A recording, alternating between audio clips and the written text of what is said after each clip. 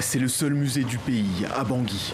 Et il abrite des trésors étincelants que Abel Coton, le directeur, conserve précieusement dans son bureau.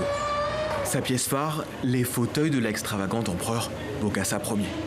Ce sont les sièges de Bokassa et son épouse Catherine. Et à l'époque, quand ce siège-là, c'était comme ça. Sur les 8000 pièces originales, il n'en reste aujourd'hui que la moitié. C'est l'aigle, là c'est la tête de l'empereur Bokassa.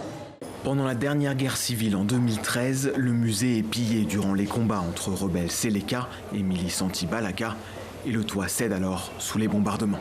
Pendant les événements, les objets prenaient de l'eau et le ministère a jugé mieux sauvegarder ça en les mettant dans des caisses. Aujourd'hui, le bâtiment est rénové, mais les collections ne sont toujours pas exposées, faute de budget. Notre souci, c'est que le public en ce moment est privé de son droit de visite. Parce qu'il y a un problème de financement. Pourtant, ce musée est le seul endroit qui abrite les reliques de l'histoire centrafricaine. Bernadette Mbilikeu y travaille depuis 27 ans. Cette conservatrice est la gardienne de la culture du pays. Au début, le musée fonctionnait à merveille. Tout le monde a l'habitude de venir. Regarder le musée dans cet état, ça me fait peur, ça me fait mal au cœur. Au rez-de-chaussée, cette petite salle contient les quelques documents qui ont survécu aux guerres civiles. De précieuses archives que consulte Gérard Daimbo, directeur du patrimoine culturel.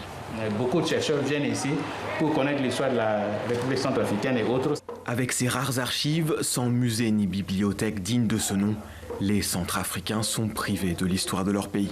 Comment on peut être natif d'un pays et ne pas connaître ses origines, l'histoire de ses aïeux? En pleine période électorale, la culture de cette jeune démocratie semble enterrée par les conflits.